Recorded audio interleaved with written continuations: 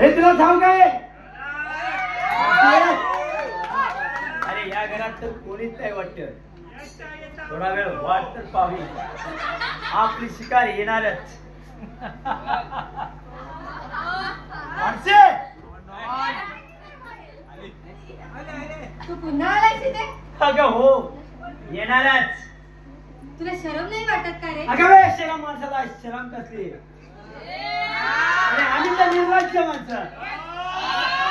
आणि तुझ्या पतीनं आत्महत्या केली, ही कोणत्या रोगामुळे केली हे तुला ठाऊक आहे का?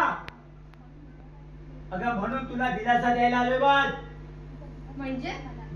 अगं तुझ्या पतीला एड्स झाला होता, एड्स. नाही, त्याला असा रोग होणं शक्यच नाही. अगं तुला खोटं वाटत असेल तर विचार डॉक्टरांना जाऊन. या गावामध्ये शी तू तू करण्यापेक्षा आणि एका एड्स बाधितची पत्नी म्हणून किती दिवस जगणार तू? आणि कुणासाठी जगणार तू? नाही अजिबात. माणसे, अगं तुझ्या उदरात वाढणाऱ्या बाळाचा देखील एड्स झालाय. नाही, कारण माझ्या बाळाला असा रोग होऊच शकत अगं नाही. शक्य आहे. कारण अविनाशचे आणि तुझे गेली 4 वर्ष संबंध आहेत आणि त्यामुळे मरून गेला तो गेला साला. तुला देखील त्याने बर्बाद केलं, तुझ्या उदरातील बाळाला देखील. मग सांग माणसे, तू जगून काय करणार आणि कुणासाठी जगणार?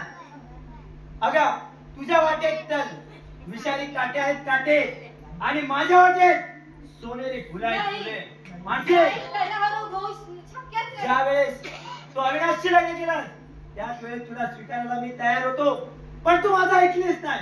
शेवटी तुझा चाललेला संसार हा उद्ध्वस्त झालाच ना, अगदी माझ्या मनासारखंच झाला. हे बघ, तू माझ्या नशिबी आलीच नाही, पण दुसऱ्या कोणाच्याही नाही. आणि सांग माणसे, मग जगून तू काय करणार आणि कुणासाठी जगणार? हे बघ, तुला जर गरज लागली तर हा कार्य आणि घेतला कधीही तुझ्यासाठी धावून ये, पण आता नाही. येतो मी. नाही, अविनाश असे मारणं शक्यच नाही. माझ्या